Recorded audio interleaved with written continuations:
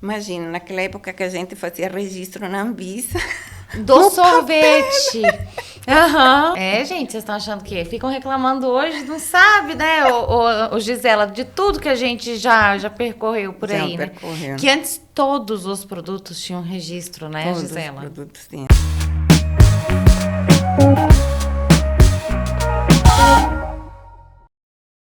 Oi, gente, tudo bem? Eu sou a Luísa Zanata, nutricionista e diretora técnica da Nutralíder Consultoria Regulatória. E esse é o Nutra Talks, o nosso videocast para conversar sobre assuntos regulatórios, que é um assunto que está no nosso dia a dia, que está nos bastidores da indústria e que muitas vezes você nem sabe que tudo isso acontece. Mas é o nosso dia a dia. A gente ama conversar sobre isso, sobre rotulagem, registro, Anvisa, mapa, legislações, notificações, enfim, tudo isso a gente ama e a gente quer compartilhar isso com você e que eu sei que você que está assistindo também gosta desse assunto, então já comenta, já compartilha com aquele pessoal que trabalha com você que também pode gostar desse nosso conteúdo para mais e mais gente vir aqui e encontrar nesse ponto de encontro do Nutra Talks mais assuntos e mais conhecimento sobre essa área regulatória, tá bom? Como ainda estou iniciando aqui nessa minha vida de youtuber, tá, gente? Vou deixar já o recadinho, que eu sempre esqueço, mas é para você deixar seu joinha, né? Se inscrever no canal, deixar seu comentário, porque isso faz muita diferença. Isso é o nosso combustível aqui pra gente produzir mais conteúdos para vocês, tá bom?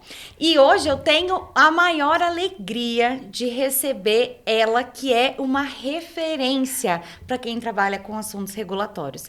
Eu tenho certeza que ela não passa desapercebida em nenhuma reunião, em nenhum congresso, em nenhum curso. E é impossível que você nunca tenha visto ou conhecido ela. Por quê? Porque ela deixa a sua marca, além de ser uma profissional com uma bagagem maravilhosa de assuntos regulatórios, e é uma pessoa extremamente interessada em sempre se atualizar.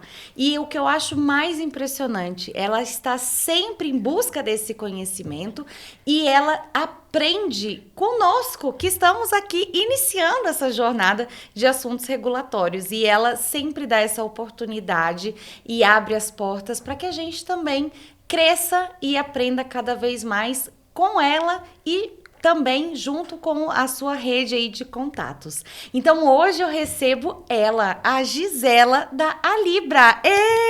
Seja bem-vinda, Gisela! Obrigada, obrigada. É uma satisfação estar aqui com vocês e obrigada pela introdução. Você foi muito generosa, como sempre. Além de ser muito bonita. Ai, Você. Gisela, obrigada. Imagina, Gisela, eu lembro da primeira vez que eu te vi, né, que eu te conheci, na verdade, faz 6 anos que eu fui num curso no Itaú. Era sobre rotulagem de produtos de alimentação, produtos de origem animal. E eu me recordo muito que foi na época que lançou um novo RISPOA e você comentou muito sobre definições de composto lácteo, mistura láctea, e você, né, fez as suas participações e colocou várias questões muito interessantes. E eu lembro como a sua participação agregou para aquelas discussões e a sua presença, sabe, você marcou, a sua presença foi realmente muito marcante. E desde então eu comecei a te seguir, te adicionei em LinkedIn, e se tinha feira, congresso e a gente se via, eu sempre fazia questão de falar com você, porque realmente eu fiquei realmente muito encantada, né, por você. E eu queria saber, assim, nesse seu sotaquezinho, assim, particular, você não é brasileira, claramente, apesar de falar super bem o português. Mas eu quero entender onde você nasceu e como que você veio parar aqui no Brasil e trabalhar no seu dia a dia aqui com assuntos regulatórios brasileiros, além, claro, de outros países. Nossa, não sabia que tinha todo esse impacto. Muito obrigada novamente. Bom, começando pelo final, Aham. né? Eu sou do Panamá. Olha!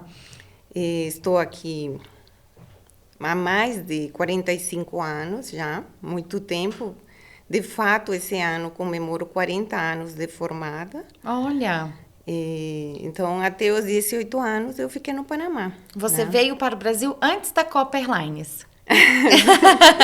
Sim, antes da Copa. Aham. E eu vim para estudar.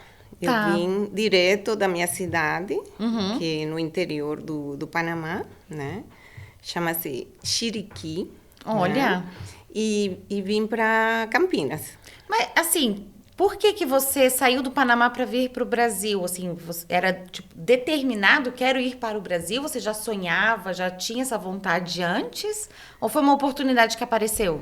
Não, eu sempre quis sair. Você disse no começo que eu sou uma pessoa que me interesso em saber. Bom, então é uma curiosidade do mundo, né? Uhum. De ir e conhecer e ver o que tem aí fora. Sempre me chamou a atenção desde pequena.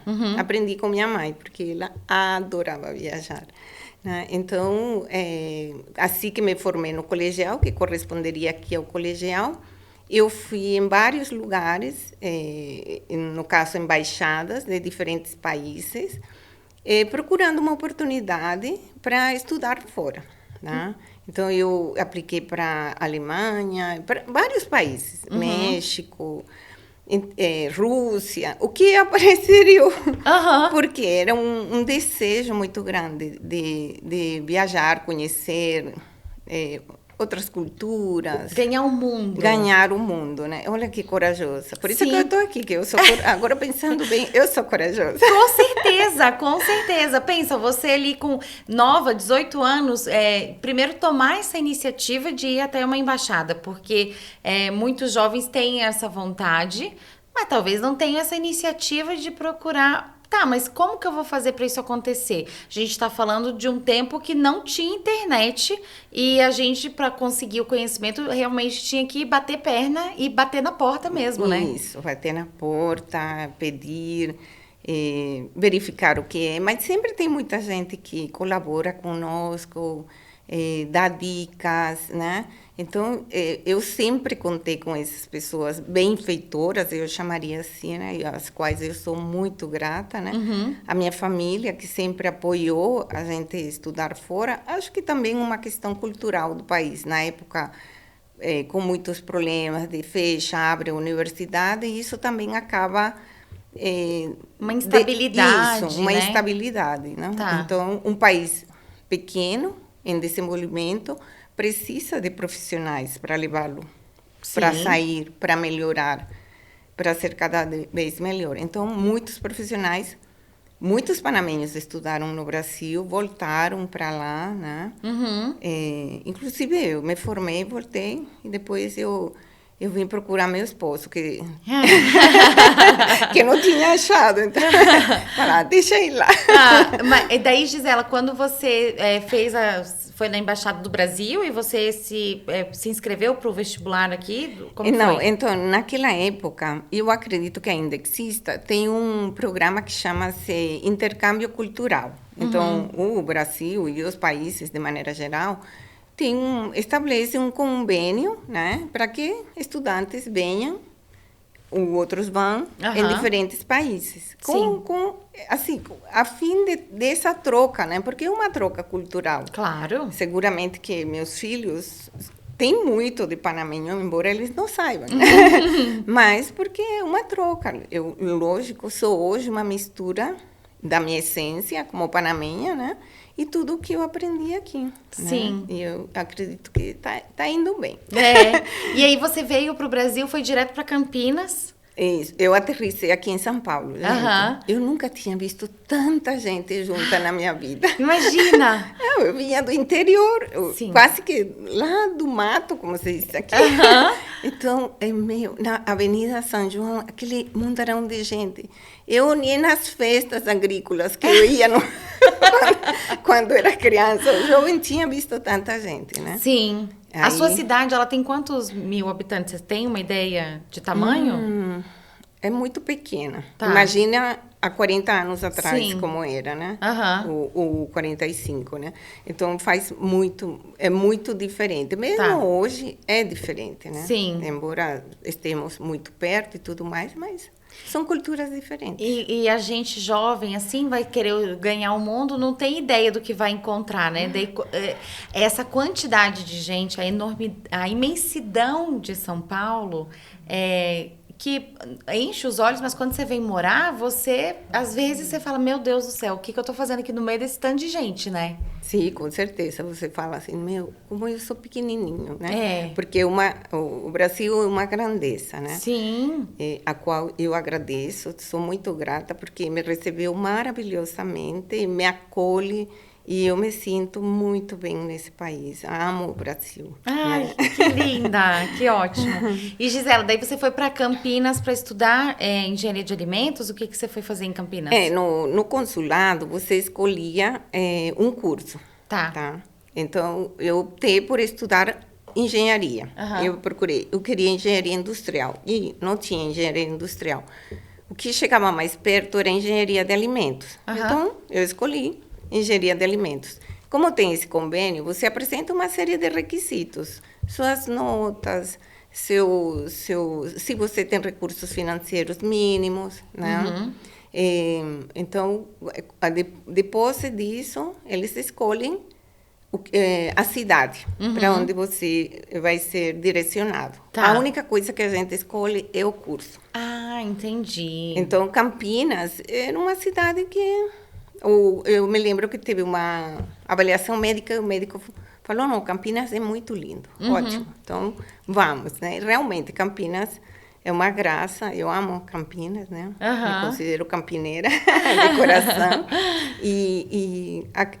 Bom, era para começar, chegamos aqui em fevereiro de 77. E daí quando você chegou e você já foi ali ser recepcionada pela universidade, foi lá ser universitária, e você já falava português? Como que você venceu a barreira da língua? Foi um desafio, né? Porque eu não sabia nada de português. Naquela época, quando você vinha, não tinha uma avaliação de idiomas. Então, viemos e aprendi obrigado no avião e pronto, chegamos e não sabíamos. Mas como tinha muitos panamenhos, muitos estrangeiros, normalmente eles se organizavam para receber as pessoas novas.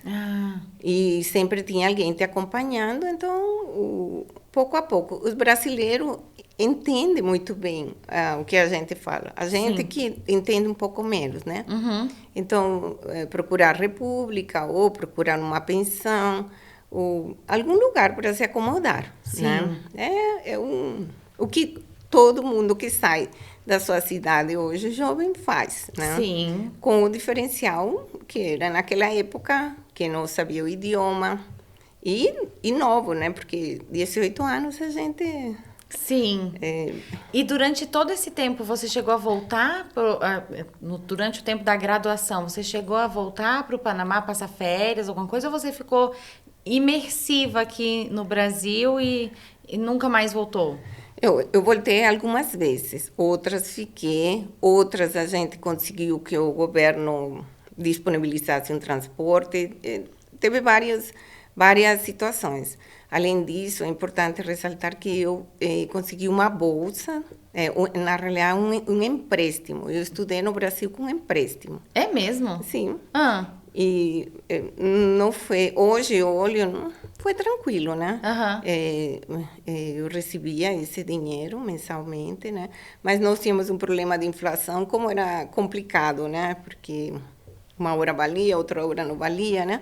Mas no final deu Mas esse tudo empréstimo certo. era do governo brasileiro? Do governo panamenho. Panamenho. Eles te emprestavam um valor para você poder se manter durante a para poder se manter. Porque o governo lá, naquele momento, tinha interesse de que profissionais voltassem e fizessem o país crescer. Legal. Exatamente.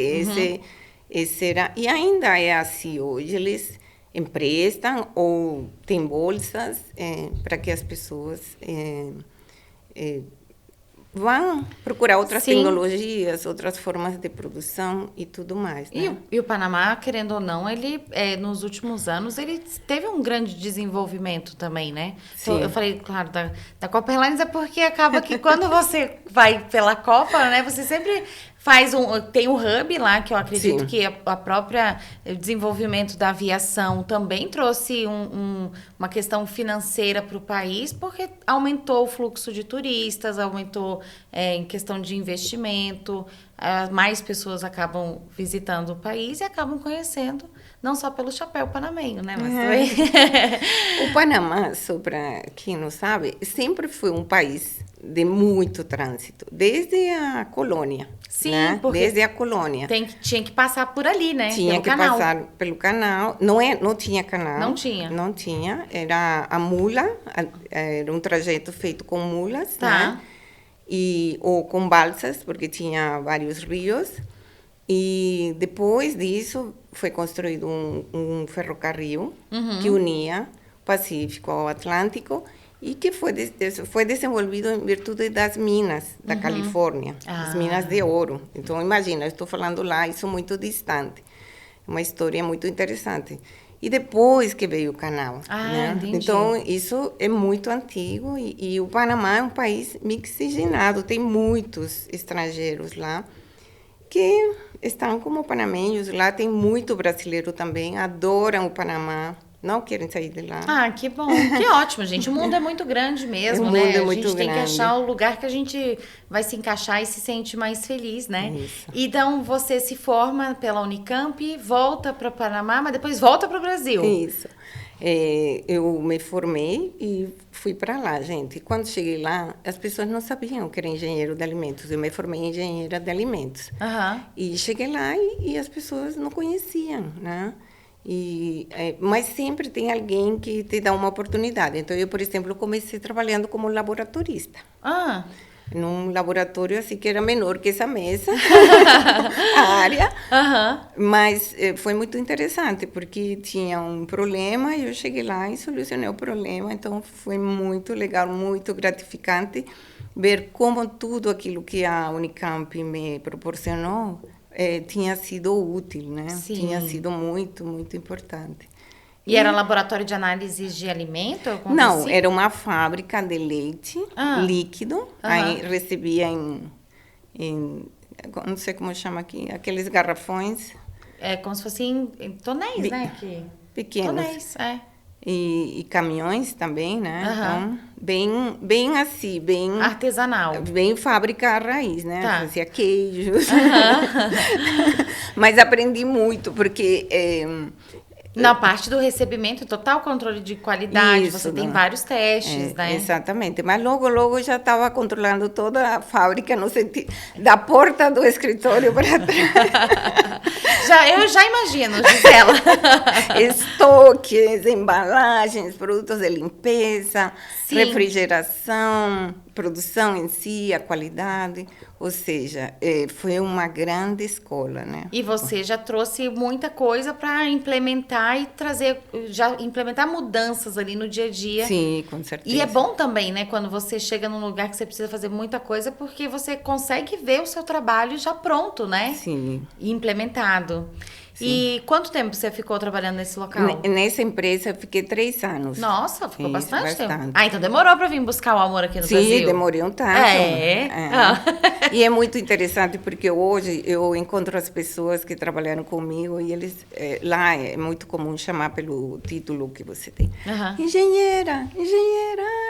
E o dono da empresa, até hoje, ele assim temos sempre comunicação. Que bom! É muito, muito gratificante. Então, tenho certeza que assim, o aprendizado aqui ajudou muito lá. Com certeza. Foi muito útil, né? E quando que você sai de lá e volta pra cá? Você, sério, veio pra cá assim com um objetivo? Não. Cansou do Panamá ou o que você... Não, tinha mais oportunidades do Brasil? O que você enxergava? Não, depois disso eu fui para uma empresa multinacional, porque a primeira empresa era nacional, a segunda multinacional. Eu trabalhava com leite em pó. Lá no Panamá? No Panamá. E néctares de sucos, sabe? Aqueles néctares. Sim. Se consome muito no Panamá, então tinha umas 2 ou 3 fábricas. Né? Bebida já em caixinha, vamos dizer. Sim, bebida em caixinha. Tá. Eram sucos e néctares, basicamente néctares, né? E também fazia queijos.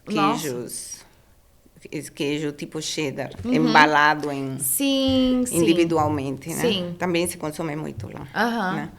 E, então, fui nessa empresa, outra experiência diferente, porque uma era nacional, então... Um procedimento ali que você estava ralando para colocar, tudo nos eixos. Isso, e o outro já com uma metodologia vindo de fora, né? Se faz assim, é global, desse jeito. Então, também uma experiência muito interessante. Já tudo padronizado. Tudo padronizado, que praticamente o trabalho era botar aquilo em prática. Em prática, sim. Né?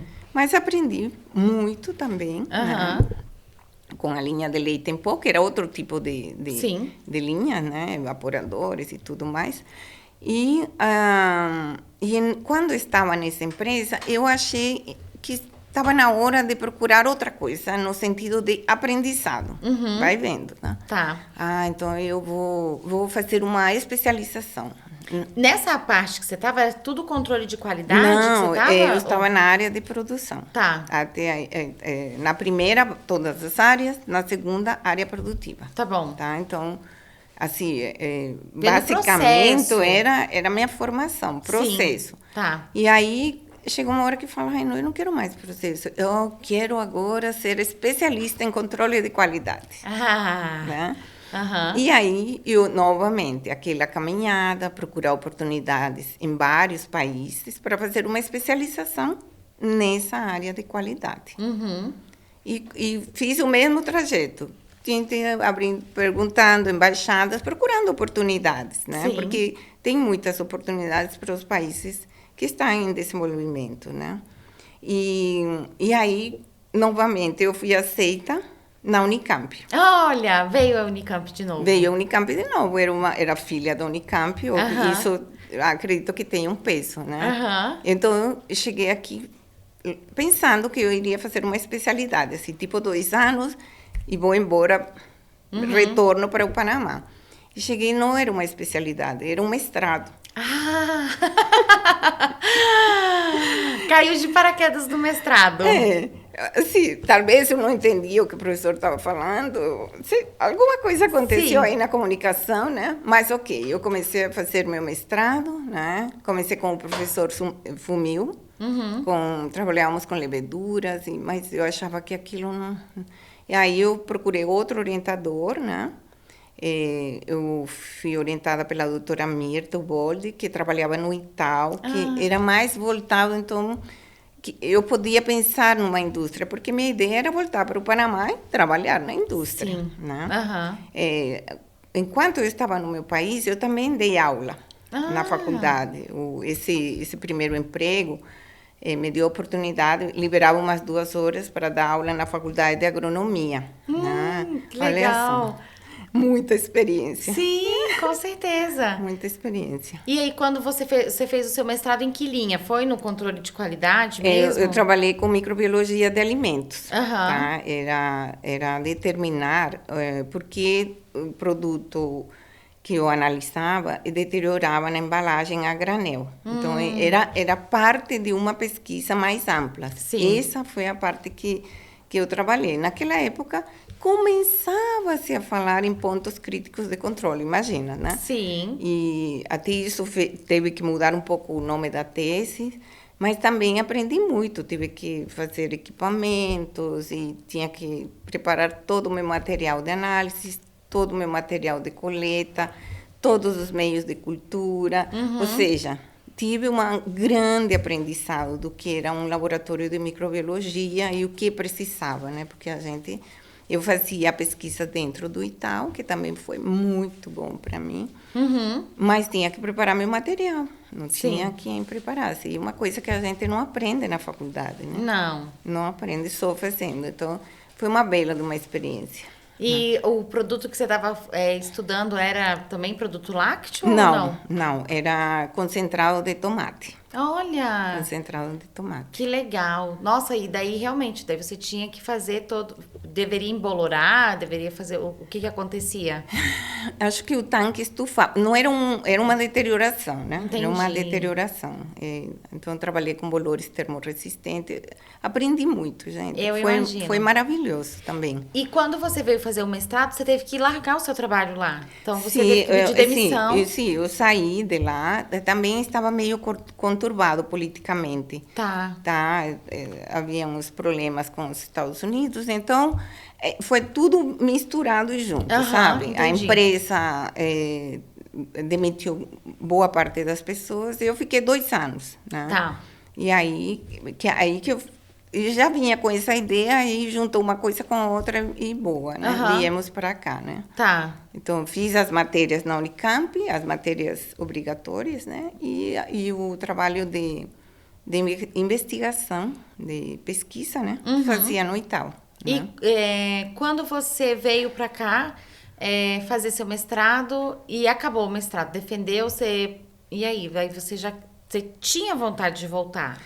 E que aí eu conheci meu esposo. Ah, daí veio, o amor está no ar.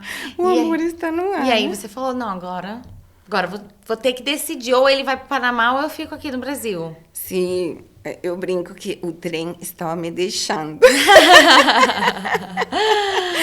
E ele também estava atrás de uma estrangeira. Entendi. Você veio atrás de um brasileiro e ele estava atrás de uma estrangeira. Que maravilha. Não, e aí você resolveu, então, vou ficar. Pelo amor, vou ficar. Aí até terminar a tese, nesse período a gente se casou, né? Eu comecei a trabalhar, né? Sem terminar a tese, comecei a trabalhar. Fiquei grávida do meu filho maior, o Juan. Né? Olha... E aí foi o trabalho, a criança e terminar a tese, porque senão não ia dar. Meu Deus. Isso é Gisela, tá vendo? É ligada no 220, tá vendo? Pouca coisa não dá, entendeu? Não, mas teve muita gente que me ajudou, porque fazer uma tese é uma questão bastante complicada. Até levantar os dados não foi tão difícil, porque era produção, era trabalho de campo, era o que eu estava acostumada a fazer. Né? Mas escrever já foi mais complicado. Escrever é mais complicado ali, né? Colocar tudo que você levantou no papel e a tese de mestrado é muita pesquisa, né? Muita pesquisa, muita pesquisa. E aí, aprendi muito, claro. Porque, de fato, escrever em português, eu aprendi fazendo minha tese, porque eu tinha que ler muito. A gente só consegue falar um pouco melhor, não com sotaque, porque meu sotaque...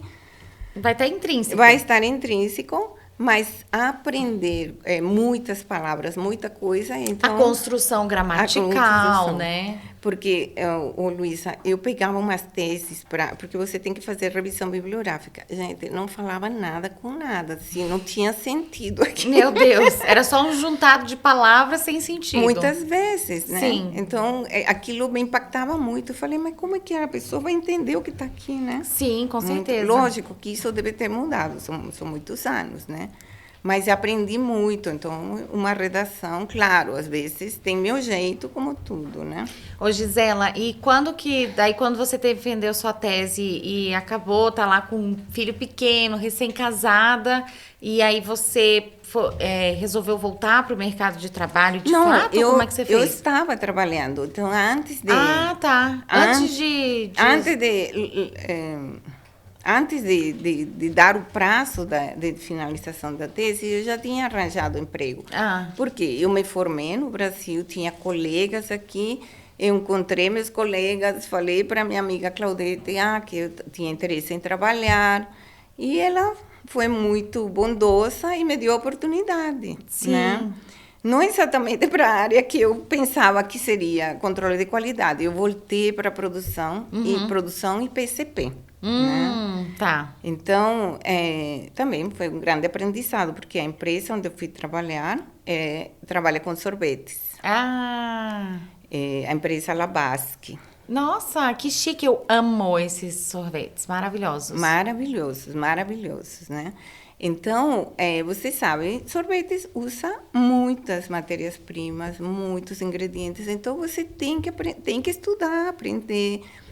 eu passei por todas as áreas da empresa, na área técnica, né? Eu trabalhei com produção, trabalhei com controle de qualidade, trabalhei com desenvolvimento. Então, assim, foi uma escola. Imagino. Uma escola, novamente. Sempre, lógico, a gente vai atrás do conhecimento. Imagina, naquela época que a gente fazia registro na Anvisa. Do sorvete. Sim. Do sorvete. Imagina. Gente, vocês estão achando que ficam reclamando hoje, não sabe, né, o Gisela, de tudo que a gente já percorreu por aí, né? Que antes todos os produtos tinham registro, né, Gisela? Todos os produtos tinham registro. Que delícia. Mas aí você, nessa época que estava lá, você já começou, então, a entrar um pouquinho no regulatório? Sim, porque a parte, por exemplo, de desenvolvimento de produtos, a gente tinha que ver os aditivos, tinha que fazer o registro, tinha muitas coisas, né? Tinha que ver o que era aprovado para usar ou não. Exatamente. E antes o sorvete, que hoje é gelado comestível, Sim. né? Mas antes o sorvete, ele tinha um padrão, assim, mais fechadinho, por Sim. exemplo... igual hoje tem no mapa, né? Porcentagem mínima de ingredientes obrigatórios. Tinha alguma coisa. Mas também a gente se pautava bastante pelos produtos americanos, pelo menos, porque eram sorvetes super premium, são sorvetes até super, hoje, né? E nós sempre à vanguarda, essa empresa sempre estava à vanguarda do que estava acontecendo. Nós trouxemos um papa de sorvetes para ficar uma semana na empresa, fazíamos cursos lá fora. Ou seja, eu posso falar que sou abençoada, porque sempre tive muitas oportunidades de aprender e colocar em prática. Porque que bom. Porque também não adianta a gente aprender e não colocar em prática, né? Não serve de nada. Sim. Ou seja, serve, você amplia seu nível de conhecimento, mas o resultado em si... Você sabe que uma vez me falaram que existem diferentes tipos de pessoas. Tem pessoas que adoram estudar, mas não colocam em prática. Então, pessoas que adoram fazer cursos e cursos e cursos, mas não conseguem desenvolver na prática. E tem outras pessoas que fazem cursos, mas muitas vezes nem terminam os cursos e já colocam em prática, porque são os fazedores, né? São aquelas assim, pessoas que já compreendem a ideia e já querem colocar em prática. Então, são pessoas com personalidades diferentes mesmo, né? Sim, com certeza. E tá tudo certo. Tá tudo bem. Porque também nem todas as empresas aceitam as mudanças, né? Porque muitas vezes não dá certo, né? Eu me lembro que quando eu trabalhava na primeira empresa, nós aqui trabalhávamos com bactérias lácticas para fazer, sei lá, o queijo, sei lá. Sim. Ou alguma coisa assim. Eu inventei de fazer e não deu certo, gente. Nossa, que susto para a empresa. Eu fui fazer um curso com o pessoal da FAO, né? Porque eles faziam muitos cursos naquela época, incentivando, né? E eles fizeram um queijo lá que tinha umas bactérias e minhas bactérias se contaminaram e não deu certo. Mas, suspende. Suspende, que não está dando certo, mas é isso mesmo, ver o que está sendo feito e ir lá e treinar, ensaiar, ver o que dá. Não vai, às vezes não dá certo. Sim, né? Pode acontecer. Pode acontecer. E, Gisela, daí quando você, então, começa ali na fábrica de sorvete, além do controle de qualidade, mas também ali colocando um pezinho no desenvolvimento, começa a ver essa parte de regulatório. Você já de cara gostou de fazer essa parte mais burocrática ou você era daquelas que amava a produção, ficar ali no dia a dia, pegando ali porque o dinamismo da fábrica, né, do chão de fábrica, ele é um outro tipo de ritmo diferente de um escritório mais burocrático ali no dia a dia de regulatório ou ali na documentação técnica, né? E aí, como que foi isso para você? Então, eu acho que foram os caminhos que que me foram apresentados, a vida me apresentou e eu escolhi, né? Então, terminou o meu período de serviço na Labasque, eu fui trabalhar na SGS do Brasil, que é uma certificadora e presta serviços para as empresas, né? Sim. Então, eu fui para um laboratório, para gerenciar um laboratório de bromatologia. E dentro do trabalho, não era somente fazer análise, mas às vezes tinha que dar parecer, tinha que avaliar quais eram as análises que poderiam ser oferecidas para o cliente. Isso me colocou mais dentro do regulatório. Por quê? Porque eu tinha que avaliar a legislação. Sim. Né? E o que aquilo significava e por que aquele valor. Aí juntava um pouco com a técnica. Ou seja, eu acho que esse foi o que me conduz um pouco mais para regulatórios. Porque, de fato, naquela época não existia essa palavra assim, regulatórios. Não. Ou seja, todo mundo fazia um pouquinho de cada coisa. Tinham as normas, né? Tinha as normas mas mesmo assim tinha poucas normas. Isso. Não era uma coisa tão elaborada como é hoje. Né? Com certeza. Então, isso já foi me conduzindo um pouco para regulatórios. Eu trabalhava em Santos, né? Porque o laboratório de bromatologia, na época, era em Santos. Né? Mas você chegava a fazer visita técnica nas empresas também? Às vezes. Tá. Às vezes. Porque às vezes você tinha que ir para vários locais do Brasil, não sei. Assim, o meu trabalho era mais gerencial, era mais ficar no laboratório, verificando essas análises que eram prestadas para vários clientes, né? Vários clientes, ver sua concordância, porque assim, dar um parecer, fazer um relatório, avaliar a reclamação de cliente. Então, tinha os clientes marca própria que compravam o serviço da empresa para avaliar seus produtos ou responder a reclamações de clientes. Entendi. Né? Mas eu acho que desde o início, Luísa, eu estou na área de regulatório, porque agora me lembrei de um episódio. No meu primeiro emprego, quando eles me contrataram, eles tinham um problema. Que você falou que eles estavam com um problema e que você chegou lá para solucionar. Para solucionar. O problema é o leite estragava. Era leite pasteurizado, de caixinha, né? Não pasteurizado. Saquinho?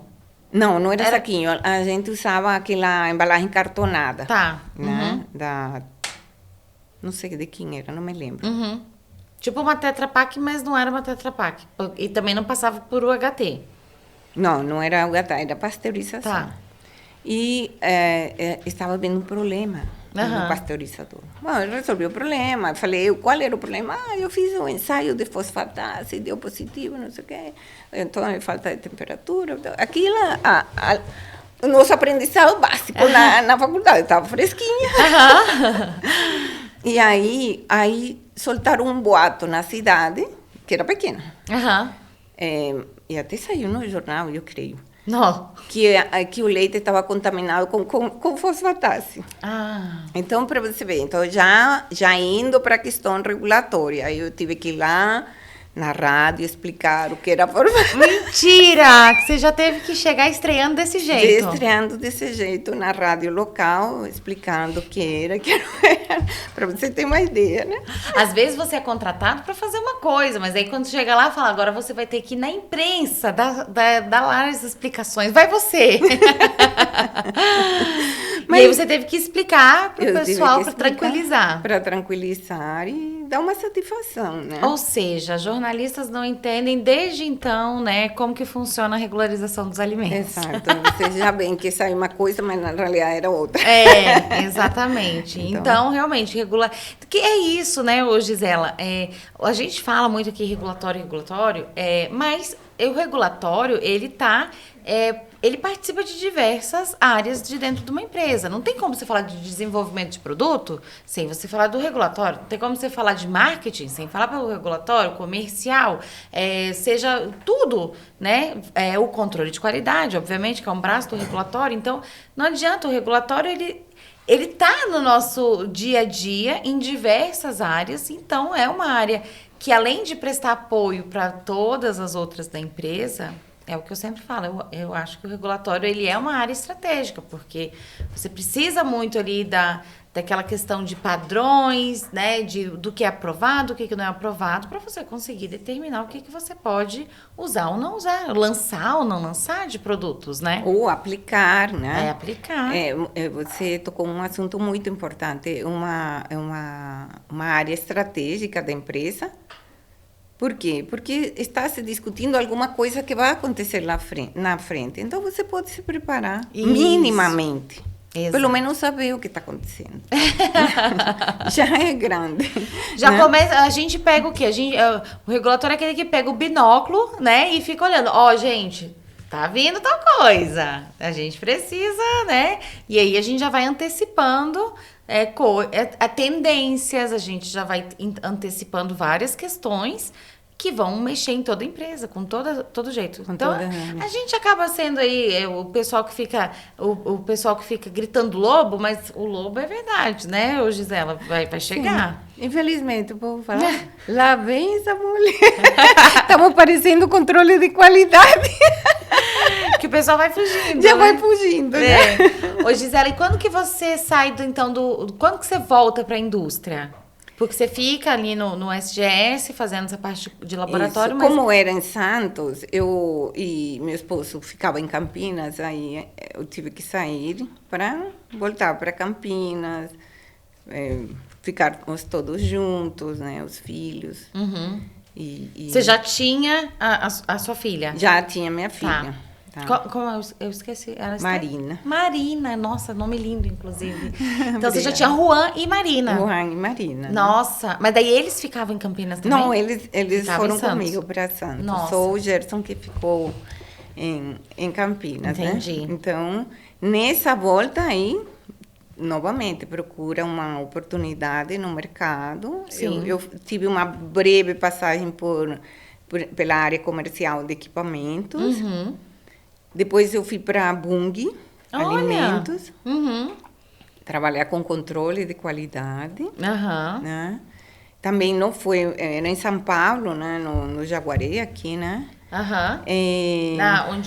Na fábrica de margarina? Sim, exatamente. Lá tinha margarina, tinha maionese, tinha os óleos, o refino dos óleos também, né? Também uma empresa muito grande, também aprendi muito nessa área, né? Uma área bastante diferente, né? Montamos um laboratório novo, né? Porque antigamente era uma fábrica muito antiga, né?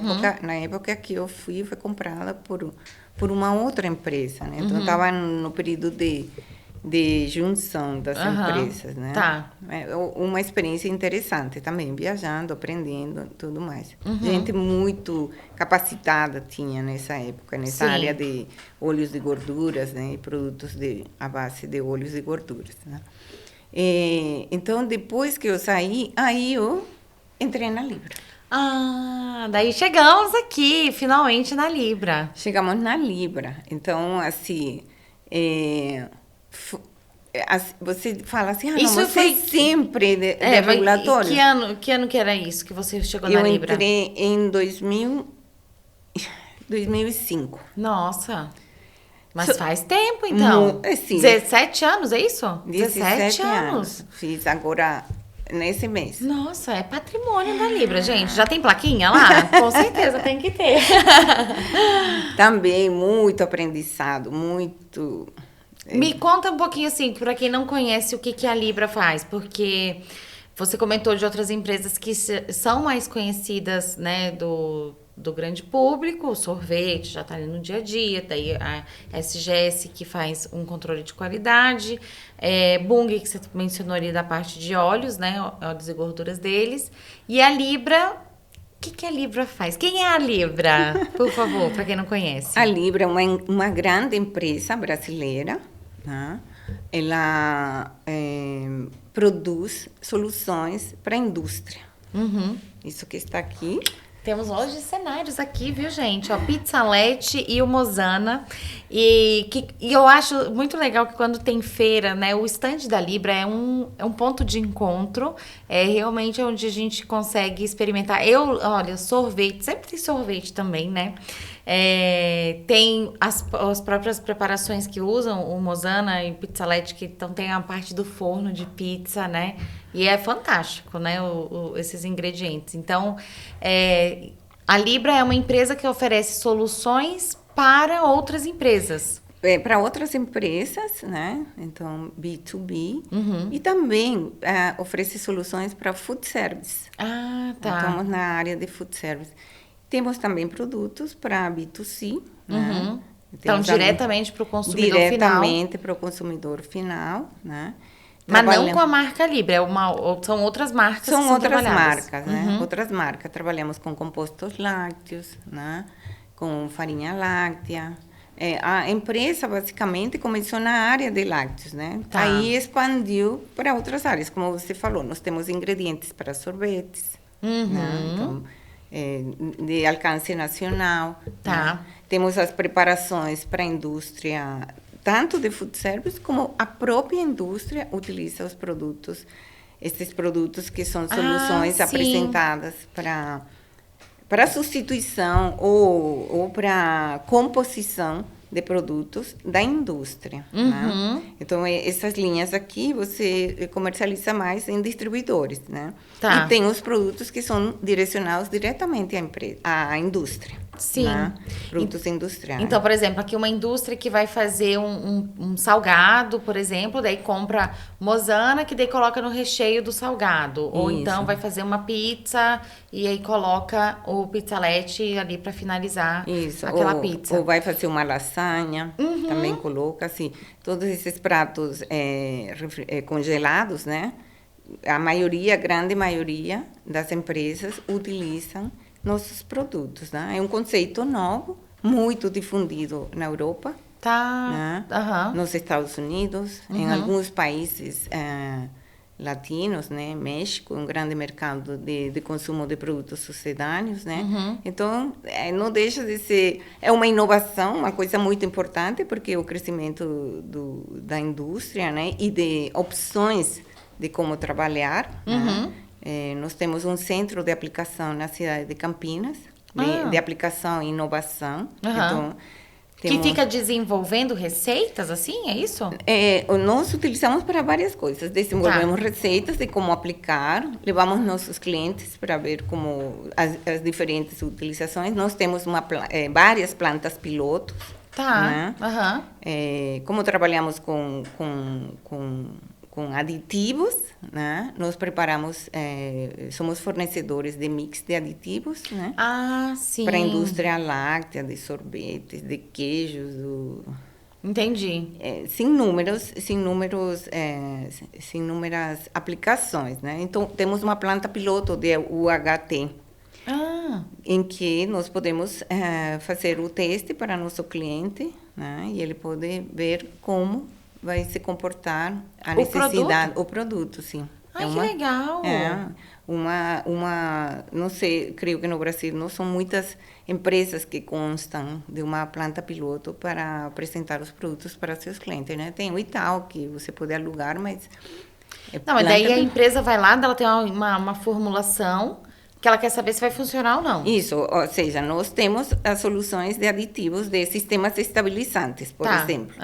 E aplicamos na fórmula conforme o cliente deseja. Ou podemos também apresentar uma sugestão de fórmulas com nossos produtos aplicados sistemas diretos ou indiretos de UHT. Né? Que legal. Temos equipamentos também para fabricação de sorvete, piloto, né? Tudo piloto. Sim. Né? Não é em larga escala, não é em escala industrial, é em um escala teste. Industrial, né? Por exemplo, a parte de UHT é muito importante, porque quantos litros de produto você precisa para fazer um teste na sua planta? Fora parar. Então, é um benefício, né? Claro. Um serviço que nós temos na comercialização dos nossos produtos. Gisela, quando você entrou na Libra, a fábrica ainda era em Campinas?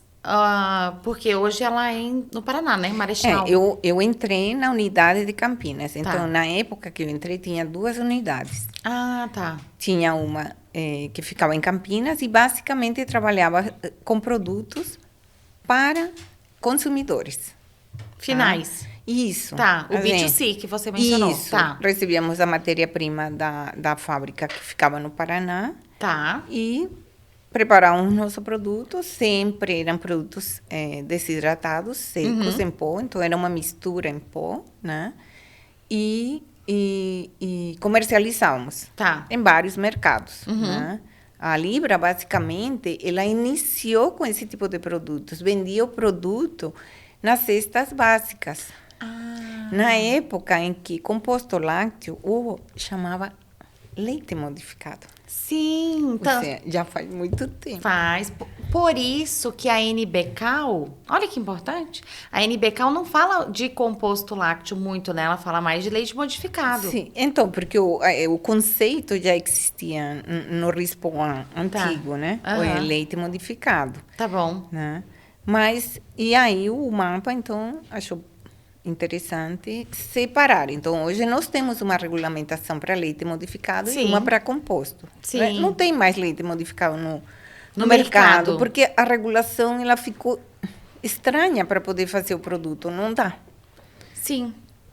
Precisaria ser revisado. E como que você... Eu lembro, por isso, tá vendo? Quando a gente se conheceu, e eu lembro que você falava muito assim, tá, mas eu tenho aqui o composto lácteo que tá falando que precisa ter no mínimo 50% aqui dos produtos lácteos. Mas aí também tem uma previsão de mistura láctea que fala que pode ter menos do que 50%. Por que uma pessoa iria fazer um que fala que tem que ter no mínimo 50%, e sendo que eu posso fazer um com menos de 50%? E, né, eu lembro que você trouxe... falou, gente, isso aqui tá incompatível, né? É porque, você sabe, é como nós falamos, está lá a legislação, mas às vezes não está tão claro para nós. Vai depender de quão profundo a gente esteja entendendo cada palavrinha de lá. Essa é a verdade, né? Porque, na verdade, assim, o que eu vejo... Quando você está ali fazendo, né? Se é uma legislação que você tem a oportunidade de participar de uma consulta pública, discutir o texto, quem está imerso nessa discussão, para eles, está muito claro o que o texto está falando. Mas, às vezes, você não trabalha ali com aquele produto, trabalha com outro. Aí, quando você vem ler a norma, você lê e interpreta de uma outra forma, porque você se depara que o texto não está tão claro assim. Não é verdade? Olha, eu diria, Luísa, que mesmo você estando dentro, eu comecei a participar das discussões da legislação no Ministério da Agricultura, em 2006. Pela Libra, então. Pela Libra, então, porque era uma empresa... que participa de associação. Você que é por participa, associação ou isso. você é pela Libra mesmo? Não, ia por associação. Tá. Por associação, que é o mais interessante, né? Tem mais peso e a gente discute, tem mais ideias, todo mundo coloca seus pontos. Ainda acho que esses produtos de origem animal, lácteos, e me perdoem se não é assim, mas somos um tanto desunidos às vezes, né? Sim. Se trabalhar em conjunto é uma coisa muito boa, porque o entendimento da legislação para todos deveria ser o correto, né? Então, essas discussões são, eu não sei se você participou, são muito tensas, porque todo mundo quer defender o seu e está claro, né? Está correto, né? Também temos que pensar no consumidor, temos que pensar na empresa, temos que pensar na viabilidade disso, né? O que acontece, que eu percebo, né? Mesmo participando das discussões, quando chega a legislação, me deparo com coisas que, estranho isso aqui. Por quê? Porque uma coisa está lá olhando, outra coisa é na hora de aplicar. É na prática. É na prática. E veja a derrotulagem agora. Quantas dúvidas.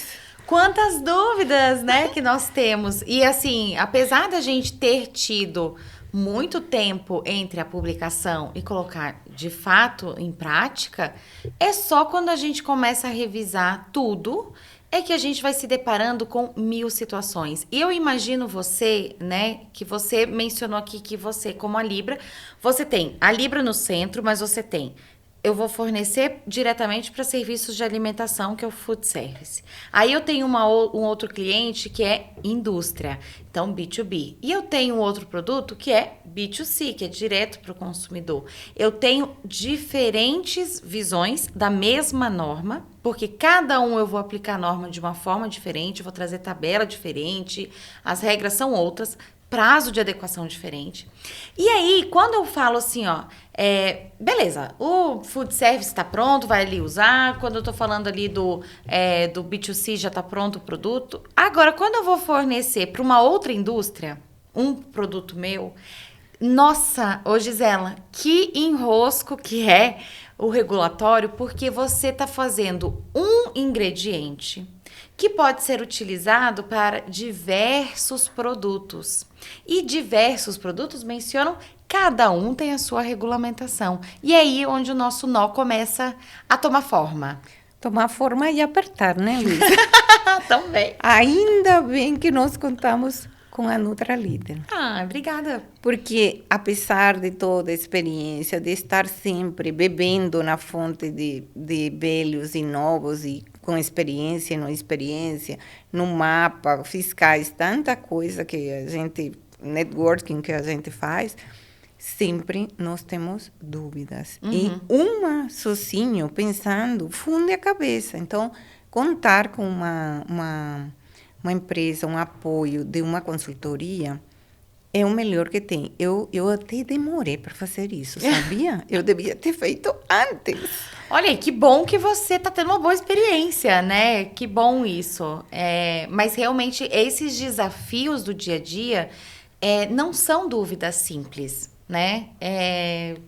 Nunca vem dúvida simples. Sempre são dúvidas, assim, que desafiam. E isso que eu acho mais fantástico, assim, da consultoria, porque a gente atende diversos públicos e esse desafio que vocês nos trazem, ele nos enriquece no nosso conhecimento. Nem sempre a gente tem todas as respostas, né? A palavra que o consultor eu gosto muito de usar é: muito obrigada pela sua dúvida, vou verificar e já te retorno. Ou seja, peraí que eu vou aqui, ó, estudar para conseguir te orientar da melhor forma. Claro que quando a gente já tem alguma resposta, que a gente já tenha vivenciado aquilo num outro momento, é mais fácil de orientar. Mas muitas vezes as situações são muito específicas. E, gente, assim, ó, vocês não têm ideia como cada vez que você lê a legislação, dependendo do tipo de produto, você interpreta de um jeito, você vê uma situação diferente. Então, a gente fala muito de aditivo, né, Gisela? A gente fala muito de como que eu vou formular um ingrediente único para diversas aplicações. E a gente se depara ali com... E o ingrediente é permitido? E o aditivo pode? E quando que a gente vai ver o teor desse aditivo? Gente, vocês não têm ideia. Então, por exemplo, aqui, né, que você está falando aqui da Mozana, que é que você chama... Eu acho tão bonitinho quando você fala sucedâneo, né? Que é um produto... É o quê? É um alimento pronto para o consumo. Sim, ele pode ser consumido diretamente, né? Ah, pode? Pode. Tá. A questão é que é utilizado em preparações culinárias. Isso tá. mesmo, né? Não que não possa ser usado diretamente, né? Mas é mais utilizado em preparações culinárias. Tá. Né? E aí, o teu cliente, ele vai usar. Então, você coloca aqui, ó. Tem produtos de panificação que podem ser usados. Então, eu posso fazer um pão com recheio. Isso. Certo? Eu posso fazer um salgadinho. Isso, corretamente. Eu posso fazer uma pizza. Pode fazer uma pizza. Uma lasanha. Pode fazer uma lasanha. E cada um desses produtos tem uma regulamentação. Exatamente. E aí você tem que montar esse quebra-cabeça quando vem a proposta do produto. E aí vem você e fala assim, beleza, vamos fazer aqui essa regularização do produto. Deixa eu ver como que a gente vai encaixar isso daqui. E é um desafio muito grande, né, Gisela? Seria muito, muito bom que todo mundo conhecesse os desafios da regulação. Que nem tudo podem tudo. Que cada um tem uma legislação a ser seguida. Que às vezes o teu projeto chegou para você assim, Gisela, eu quero usar esse produto para pizza. Aí você falou, ótimo. Aí daqui a pouco chega, agora esse produto vai ser usado para um fondue de queijo que vai ser usado junto com chocolate. Vamos dizer assim, vai ser uma mistura doce e salgada. Aí você fala, não, peraí. Deixa eu ver se isso daqui pode ou não pode. Exatamente. Né? Mas como assim pode ou não pode? Não, é porque quando a gente está falando aqui fazendo um contexto, né? Quando a gente está falando dentro do ambiente industrial, a gente sempre tem que ver as regras para o consumidor final. Então, vai depender muito dessa aplicação, né? Então, por isso que muitas vezes a gente vai... Não, peraí, deixa eu ver aqui para onde que eu vou implementar esse produto. Às vezes é um produto final, às vezes ele é um produto intermediário e isso vai impactar na regularização desse produto e na avaliação regulatória dele, né? Isso. E muito interessante o que você está tocando, porque se assim que chega o projeto já vai para a área regulatória, ou vai paralelamente para a área regulatória e a área de pesquisa e desenvolvimento, você pode avaliar a viabilidade daquilo, né? Então, eu vou aplicar tal tecnologia nesse produto. Legislação, o que diz? Mas aí vem aquele assunto, né, Luísa? Não é instantâneo, né? Como é que vocês falam? Vamos avaliar sua dúvida. E lhe retornaremos. Às vezes, muitas vezes, né, lógico, como é a dinâmica da empresa e de qualquer empresa, né, a resposta tem que ser muito rápida. E muitas vezes você se depara com situações que não estão claras, né? Não estão claras. Porque, assim, apesar da gente ler as mesmas legislações, o ano inteiro, por muitos anos, é impressionante. Eu não sei se você tem esse sentimento também, Gisela, mas eu leio a mesma legislação, leio o RISPOA, leio as INs, e cada vez que eu leio, dependendo do produto, eu tenho uma interpretação. Porque o olhar que eu estou indo, ele está me direcionando para um tipo de avaliação, e é um tipo de dúvida que eu estou levando. E a leitura e interpretação de texto, ele assim, às vezes você te leva para uma outra conclusão. Você já duvidou alguma vez de alguma interpretação que você teve da legislação, Gisela? Me diz. Tá brincando, né? Muitas vezes. Muitas vezes. Não, vamos ler novamente. Palavra por palavra. Vamos ver se... Eu chego... Vamos procurar no dicionário o que significa. Com certeza. O sucedâneo, eu já fui atrás para saber qual é o significado de sucedâneo, gente, porque eu preciso saber. Com certeza, porque existe... O sucedâneo ou análogo, né? Sim. A gente também fala análogo. Sim. Mas na legislação geral de alimentos, lá na lei, no decreto-lei, não tem a definição, mas já menciona a previsão. Já está previsto. Sim. Então, perfeitamente colocado para que nós trabalhemos em uma regulação de produtos que estão aí. Não, né? porque uma vez... Porque o sucedâneo, essa palavra sucedâneo, ela está numa regularização, uma regulamentação de sal, se eu não me engano. Ah, é? E aí, se eu não me engano, tá lá. E eu falei, mas aqui tem na legislação, tem já essa previsão de sucedâneos. Quais são esses sucedâneos? Aí eu já enchi tanto a Anvisa de pergunta uma vez eles falaram, não existe esse sucedâneo, esquece que existe esse sucedâneo. Não, mas existe a menção na lei do decreto-lei? No decreto-lei de 896, né? 986. 986, eu sempre erro. Tá? De 69. De 69, né? Lá está a previsão para os produtos sucedâneos, débitos. Então, eles existem. Sim. Eles existem, já estão previstos lá. Às vezes o pessoal fala, mas a legislação é velha. Mas a legislação já pensou, não exatamente no negócio, mas muito amplo, né? Sim, com certeza. Muito amplo. Mas é esse negócio, né? Então, assim, eu uma vez, eu entrei em contato com uma amiga minha, Candy, um beijo pra você, professora de português, obviamente formada em letras. Eu falei, por favor, você precisa me ajudar na interpretação de texto dessa legislação, porque daí era o quê? Sabe aquilo que você estudou lá nas aulas de português? Orações subordinadas, orações coordenadas, existe um propósito na vida. Porque quando eu fui ler a legislação, existia uma oração subordinada. E eu precisava entender essa construção gramatical para conseguir entender o que essa pessoa, quando escreveu esta frase, o que ela queria dizer com isso? Porque aqui está falando isso, mas tem esta conjugação e tem esse artigo e tem esse pronome. Enfim, me ajuda aqui, por favor, a entender.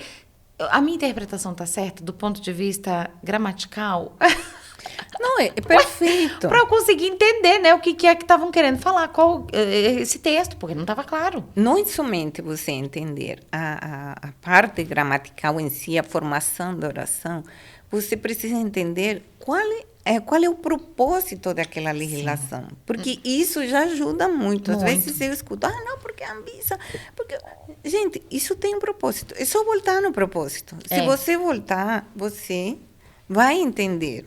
Né? É uma orientação que eu dou muito aqui para as meninas, né, do meu time, que muitas vezes elas falam assim, Luísa, mas aqui não está claro. Eu falei, mas e você já leu o relatório de contribuições? Isso é importante. Porque lá no relatório de contribuições tem todo o racional da construção dessa norma. Então, o que foi discutido, o que foi levantado, o que foi apontado, e de todas as contribuições recebidas, o que a Anvisa decidiu? Porque ela está falando lá todo o racional. Claro que a gente está falando isso de normas novas, né? Sim. Muitas vezes a gente tem dúvidas de textos que... são muito antigos. Muito antigos e são vigentes até hoje e são os que norteiam o nosso trabalho. E a gente fica com dúvida também. Apesar de ler várias vezes a mesma norma, né? Sim, com certeza. Eu tenho estudado a norma de Chile, porque nós exportamos para o Chile, né? Sim, porque se não bastasse tudo isso, você ainda exporta, né? Exportamos para a América Central, para o Caribe, para a América do Sul, África e Médio Oriente. Né? Então, temos que avaliar todas essas legislações, entender o que eles estão querendo, como funciona no país, onde você quer exportar. E você que fica responsável por isso. Isso, dessa interpretação às vezes, conversar com as pessoas de lá para entender, o que está acontecendo, ou qual é a visão. Imagina se nós temos problema de interpretação da norma aqui, norma lá. Não, porque assim, as pessoas, né, que estão aqui escutando o episódio, e assim, não sei se vocês sabem, mas cada país tem a sua regra, e não é a mesma regra para todo mundo, para o mesmo produto. Por isso, e assim, como consumidor, é claro, o consumidor é leigo, o consumidor não sabe de tudo isso, mas é por isso que vocês falam assim, mas... Como que o Brasil é atrasado? Porque lá nos Estados Unidos já tem. Como que vende nos Estados Unidos e não vende no Brasil? Como que vende na Europa e não vende no Brasil? Porque as regras são muito diferentes. Tem uma questão de protecionismo, tem uma questão de saúde, segurança, e cada país é responsável pela saúde e segurança da sua população. Então, não quer dizer que está liberado aqui, vai estar liberado lá, e não são as mesmas normas, né, Gisela? Porque... a nossa vida não pode ser fácil. Isso aí. Eu já falei que enquanto tem gente chorando, tem gente vendendo lenço, eu estou vendendo lenço no momento. Não, realmente, tem muita coisa que é parecida, mas tem um pedacinho que foi diferente. Por quê? Porque o órgão legislador lá, em conjunto com as entidades reguladas, em conjunto com a população, com a cidadania, determinaram que aquilo seria diferente, né? Sim. Você vê, por exemplo, para nós, todos os rótulos de informação frontal, cada país tem o seu. Como é que você faz isso? Como que você está fazendo com isso, Gisela? Compartilha dessa sua experiência. Então, nós estamos trabalhando com a informação em outra embalagem, ou específica, em etiqueta, procurando diferentes maneiras, porque também cada cliente vai comprar uma quantidade, é o cliente que determina, né? Sim. Então, até um certo ponto, olha, podemos te atender dessa maneira. Vamos verificar lá no órgão regulador se é possível. Ou seja, tem que conversar, tem que ter esse diálogo e encontrar um lugar em que a gente possa fazer isso, né? Porque, assim, a gente está vivendo um momento da economia em que os alimentos sofreram um grande impacto de preço. Com né? certeza. Então, assim... As matérias-primas... Então, assim, claro, devido à pandemia, a gente teve, assim, um desabastecimento, a gente teve um problema de valor de moeda. Então, de transporte. O transporte aumentou. Enfim, tivemos todo o impacto. E os alimentos sofrem muito com isso, porque a gente usa muita matéria-prima que é importada. Toda a cadeia, a gente está falando assim, não é só a matéria-prima, a gente está falando de equipamento, a gente está falando de embalagem, enfim, um abastecimento da indústria é muito variável. E quando a gente está falando de os alimentos sofreram esse impacto, a composição do preço dos alimentos não é só diretamente a matéria-prima, são vários componentes para gerar o preço daquele produto. Quando a gente fala de embalagem, a embalagem ela também tem um impacto no preço do produto. E o consumidor vai acabar absorvendo esse custo. E quando a gente está falando de aumento de preço de alimento, quem sofre mais é a população com a baixa renda. Porque uma pessoa que tem condições de comprar, a variação ali de 10%, 15% vai ser sentida, mas ela consegue absorver. Mas uma população de baixa renda, ela vai ter que fazer escolhas, né?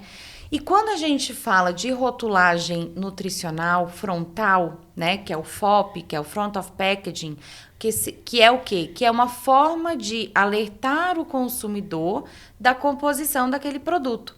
Se ele vai ter um alto teor de algum componente, seja açúcar, gordura saturada, sódio, e vai depender de cada país, porque não houve uma harmonização nem no Mercosul, nem mundial, que dirá, né, mundial, ou seja, cada país tem suas regras. E, inclusive, quando eu conversei com a Juliana Marona, que é especialista na exportação, ela até comentou comigo que, por exemplo, para os Estados Unidos, ele não vai aceitar receber produtos que tenham o FOP, porque mesmo que, no Brasil tem FOP, eu estou trazendo esse produto. Ok, mas para cá você vai ter que fazer um rótulo específico para entrar nos Estados Unidos, porque a gente não vai aceitar produtos com FOP aqui. Então, isso acaba, porque pelo que eu estou entendendo, cada país precisa ter o seu FOP e vai ter que ter a sua embalagem. Isso impacta no preço do seu produto. Com certeza, totalmente, porque você sabe, você compra embalagem, tem um mínimo de compra. Com certeza. Se seu cliente só vai comprar metade? Você tem a tiragem daquela embalagem. Tem a tiragem daquela embalagem. Vai ter um custo. Vai ter um custo, né? Então, uma equação que tem que ser muito bem pensada, ou pensar em alternativas em que você tem uma embalagem que você consiga ter uma embalagem genérica e você, de alguma maneira, aplicar a rotulagem daquele produto da forma que a legislação daquele país solicita. Porque daí tem uma questão de como que vai ser a impressão, a localização. O formato, as informações. A proporção. É tudo diferente, né? Então, é um universo. Gisela, acho que você poderia entrar para o meu clube das pessoas que precisavam ter 48 horas no seu dia, né? Porque como que a gente faz para tudo isso caber dentro do horário de trabalho? É uma loucura mesmo, né? Total. E assim, para não bastasse tudo isso, tá? Que a gente tá falando aqui, a gente tá falando de rotulagem nutricional, a gente tá falando de diversas legislações que estão mudando, estão sendo revistas. A gente, né, por exemplo, a gente comentou dessas novas mudanças que tiveram de legislação esse ano de 2022. Várias legislações foram atualizadas de número, então, para modernizar o ato. Então, a legislação de rotulagem geral foi alterada, então, era 249, era 249? Não, Qual que era? 60. Não, a de rotulagem geral, 259. 259. A 259. Então, a 259, ela foi atualizada para juntar alergênicos, lactose, enfim, várias outras legislações que foram relacionadas à rotulagem foram ali agregadas a 727. Uma simples mudança, mas isso tem impacto dentro do seu dia a dia, não tem? Muito. Assim, simplesmente, parece que foi só agregar, mas não foi só agregar. Vai ter que ler novamente, interpretar novamente, tomar cuidado, porque não é simplesmente foi agregada uma da outra. E também tem uma questão de atualizar documentação e a mudança também dos requisitos de enriquecimento dos alimentos, fortificação. Então, por isso que eu falo, não foi simplesmente uma mudança, foi uma mudança que você está começando com outra legislação e eu vou me situar nela, né? Uhum. Eu tenho que ler, tomar atenção, todos os cuidados, coisas que efetivamente mudaram e que eu vou ter que mudar na rotulagem, vou ter que mudar a documentação, vou ter que informar o P&D, a produção, como se não bastasse tudo que a gente faz, né? Tudo isso está acontecendo. Então, nós temos aí rotulagem, nós temos todos os regulamentos.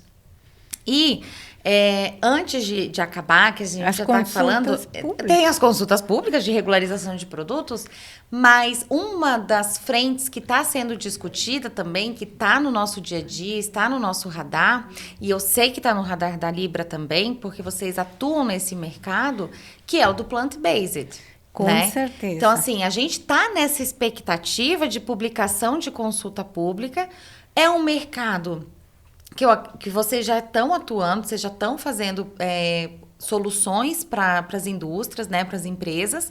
É uma tendência de mercado, mas a gente ainda está navegando num local que é incerto. Porque, não é que seja incerto, mas, por exemplo, hoje a regulamentação, por não ter uma categoria específica de legislação para produtos plant-based, acaba limitando um pouco o desenvolvimento de soluções para a indústria.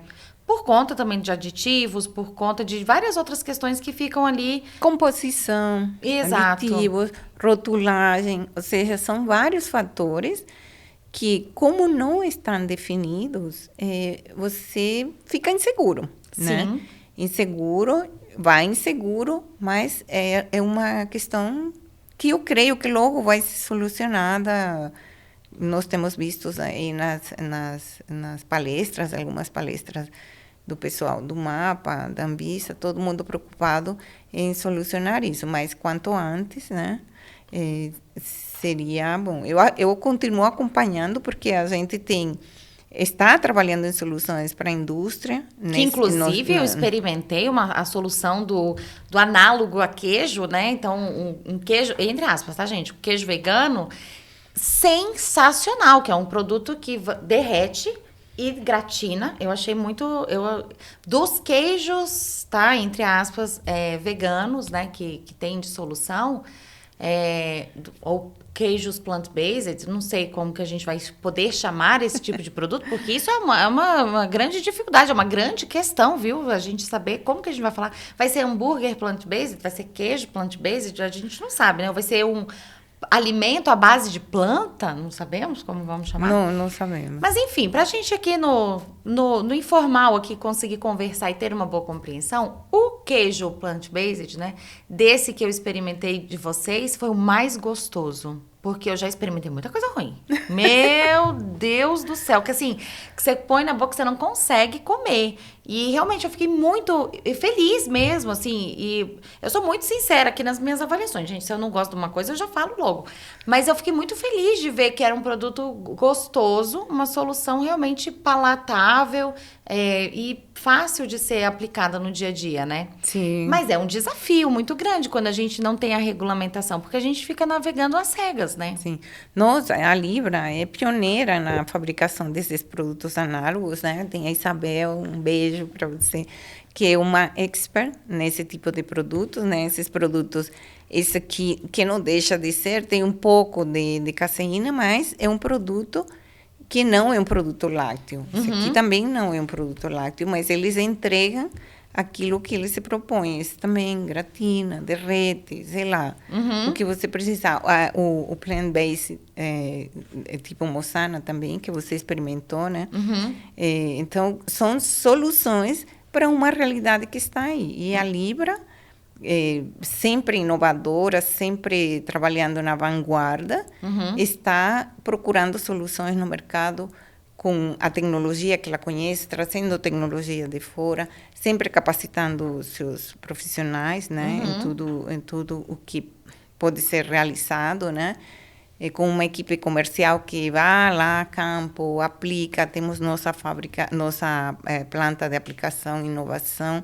Ou seja, Ai, Gisela, você podia me convidar. Eu quero ir para conhecer essas fábricas. Como que você chama? Planta piloto. Planta piloto, porque deve ser muito legal. Sim. Eu quero conhecer, tá? E tem Estou me convidando. Já estou convidando aqui. Também tem a CIA, como nós chamamos essa área, né? Uhum. Tem uma equipe também totalmente capacitada de estudiosos, expertos, cientistas, técnicos. Tem todo tipo de pessoas que são assim, pessoas dedicadas para oferecer uma solução para nossos clientes, nossos consumidores. Então, nossos produtos talvez não aparecem assim, mas eles estão em muitos produtos que todos nós já consumimos. Porque hoje a gente tem um desafio que, por exemplo, claro que todos esses produtos que estão ali à disposição, eles são produtos que a gente tenta encaixar em alguma legislação, porque tudo que você faz hoje na indústria, você não pode tirar nada da sua cabeça, você precisa seguir alguma regulamentação. Então, ok, a gente está precisando dessa solução, onde que a gente vai encaixar, qual é a norma hoje que consegue comportar esse tipo de produto, como que a gente vai fazer? E hoje a gente acaba tendo uma falta de opção de diversos aditivos que são necessários para poder produzir aqueles produtos, só que, por exemplo, eles são aditivos que são permitidos para um produto cárneo ou para um produto lácteo, que eu estou tentando fazer uma opção sem produtos de origem animal, precisaria daqueles mesmos aditivos, só que pelo fato dele não ser um produto de origem animal, eu não posso usar esses aditivos, porque na categoria de produtos vegetais não tem a previsão daquele aditivo específico que está no produto de origem animal. E aí hoje é um grande desafio para a gente solucionar isso, né? Sim, Luísa, você foi certeira. Você sabe que a Libra é pioneira também na secagem de óleos em pó. Nós produzimos produtos à base de óleo, comumente denominados como óleos em pó. Então, eu preciso de aditivos para poder empregar essa tecnologia. Sim. Que são aditivos para poder entregar esse produto, óleo em pó. Então, de que maneira eu posso seguir esse produto, aquele produto, aquele produto? Quantos óleos vou ter que fazer? Quantas fórmulas? Não, e tudo isso são fábricas, não é um tachinho, é um negócio industrial, né? Então, o desafio é muito grande, né? Essa questão de aditivos para ingredientes, eu considero que é um ponto que precisaríamos trabalhar na regulação, né? Eu sou a primeira a levantar a bandeira, estou aqui, vamos lá. Na primeira carteira, na primeira fila. Bom, nós temos já previsão, né? A gente tem na agenda regulatória aí para trazer uma nova regulamentação para ingredientes. Eu acredito que é um assunto com bastante interesse e muita urgência, né? Não só da indústria, como também espero que da Anvisa também junto, né?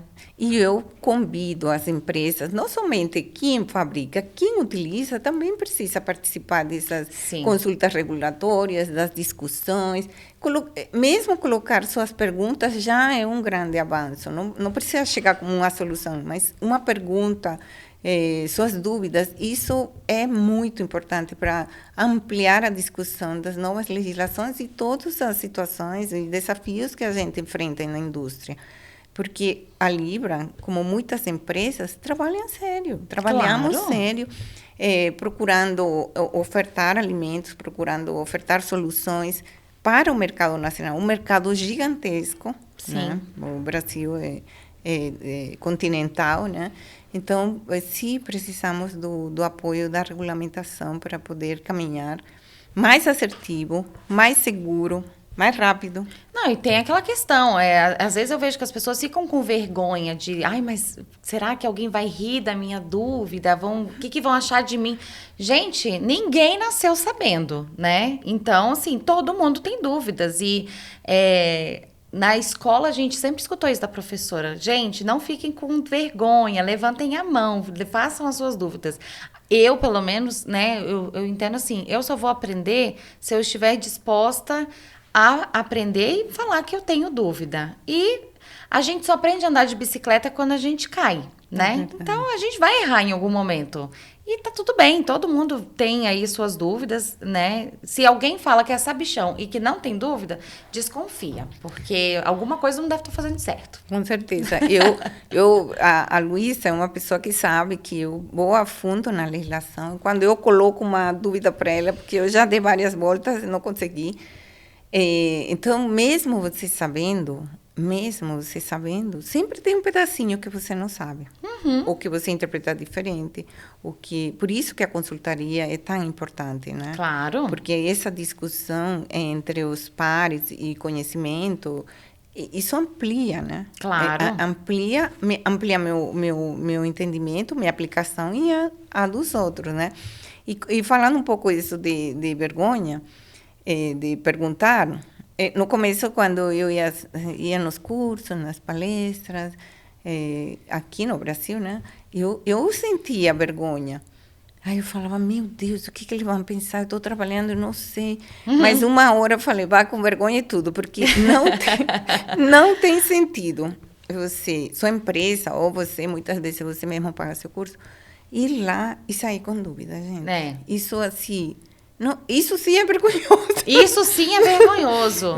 Pergunte, porque mesmo você às vezes sabendo, por exemplo, mesmo sabendo, o que eu vou fazer? Eu vou checar se essa minha informação realmente ela procede, se eu não estou fazendo uma interpretação incorreta, né? E muitas vezes isso acontece, outras não, e está tudo bem. É assim mesmo, né? Com certeza. Olha, eu pergunto mesmo no curso, fiz um networking, olha, eu tenho isso. Gente, eu também pergunto, hein? Vivo enchendo a Anvisa, mapa de pergunta, porque enquanto a gente não tiver essa segurança, como que a gente vai orientar, né? Como que eu vou receber uma dúvida da Gisela? Eu não vou conseguir responder, gente. Vou ter que perguntar de todo jeito. Gente, eu agradeço demais. Primeiro, Gisela, maravilhosa conversar com você. Já estourei super o tempo aqui desse episódio. E assim, eu espero que vocês tenham gostado tanto quanto eu, tá? Desse episódio. E agradeço muito a sua participação, tá bom? E eu agradeço aqui a sua audiência. Deixe seu comentário, curta, compartilhe. E a gente se vê no próximo NutraTalks, tá bom? Um beijo, tchau, tchau. Tchau.